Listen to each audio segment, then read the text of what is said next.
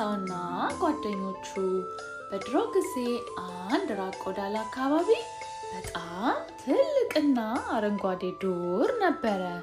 በዚህም ዱር ውስጥ የጫካው ንጉስ አያ አንበሳ፣ በጣም ግዙፉ ደግሞ ዝሆን፣ አንገተ ረጅሟ ቀጭኔ፣ ከዛፍ ዛፍ መዝለል የምትወደዋ ጦጣና ጥበበኛዋ ጥንቸል በመተሳሰብ በመረዳዳት በአንድ ላይ ይኖሩ ነበረ። ሁል ጊዜም በየቀኑ ይጫወታሉ፣ በአንድ ላይም ይዘምራሉ። እንዲሁም ደግሞ እርስ በርሳቸው ይተሳሰባሉ፣ ይረዳዱም ነበረ። በሚኖሩበት ዱር መካከል አንድ ትልቅ የውሃ ጉድጓድም ነበረ። ይህ የውሃ ጉድጓድም እዛ ዱር ውስጥ ለሚኖሩ እንስሳቶች በሙሉ የህይወታቸው መሰረትም ነበረ።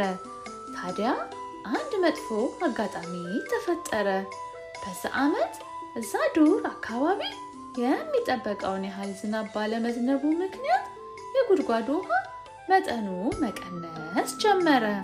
በዚህም ምክንያት በዱር ውስጥ የሚኖሩ እንስሳቶች በሙሉ መጨነቅ፣ ማሰብ ጀመሩ። ከእንስሳቶቹ መካከል ግን ትንሽዬዋ ጥንቸል ድምጿን ከፍ አድርጋ እንዲህ ብላ ተናገረች። ሁላችንም ተስማምተን የቀረውን ውሃ ቆጥበን መጠቀም እንችላለን አለች። ዝሆንም ፈጠን ብሎ አዎ ትክክል ነው፣ መስማማት አለብን፣ ካልተስማማን በኋላ ውሃውን መጠጣት እንቸገራለን አለ። ራስ ወዳዱ አንበሳ ግን በጣም ተቆጣ።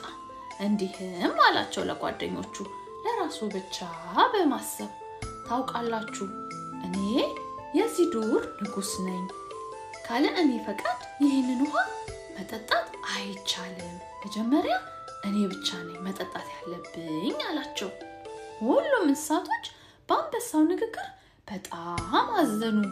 እንደዚህም ይላል ብለው አልጠበቁም ነበረ። ታዲያ ይሄ የጉድጓድ ውሃ መጠኑ እየቀነሰ ሄደ። ለመጠጣትም ተቸገሩ። ከእንስሳቶቹ መካከል አሁንም ጥንቸል አንድ ሀሳብ አለኝ፣ ሁላችሁም በእኔ ሀሳብ የምትስማሙ ከሆነ አለቻቸው። ከዚህ የውሃ ጥም የሚያድነን ሀሳብ ከሆነ እንስማማለን አሉ ሁሉም በአንድ ድምፅ። ሀሳቧንም እንዲህ ብላ ነገረቻቸው። እዚህ ዱር ውስጥ የምንጠጣ ውሃ ልናገኝ እንችላለን። ስለዚህ ሁላችንም ዱር ውስጥ እየዞረ እርጥበት ያለበት ቦታ መፈለግ አለብን አለቻቸው። ሁሉም በጥንቸሉ ሀሳብ ተስማሙ። ተያይዘውም የውሃ ምንጭ ለመፈለግ መጓዝ ጀመሩ።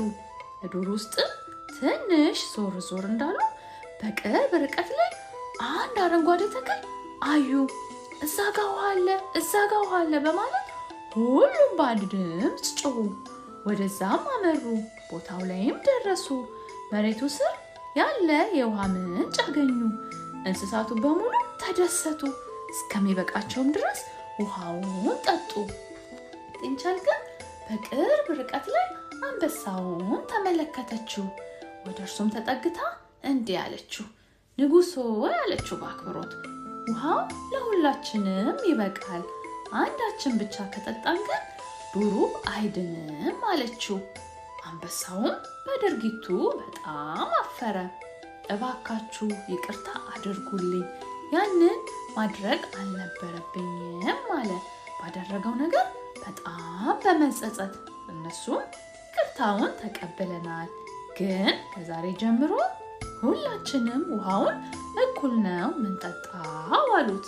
ከዚያ ጊዜ ጀምሮ በሰላም በአንድነት በመከባበር መኖር ጀመሩ።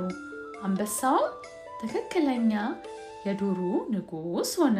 ጥንቸሏም የዱሩ ጥበበኛ ተባለች። ልጆች ከዚህ ተረት የምንረዳው ያለንን ነገር ተካፍለን መጠቀም እንዳለብንና አንድ ችግር ሲገጥመን ችግሩን በጥበብ መፍታት እንዳለብን ያሳየናል።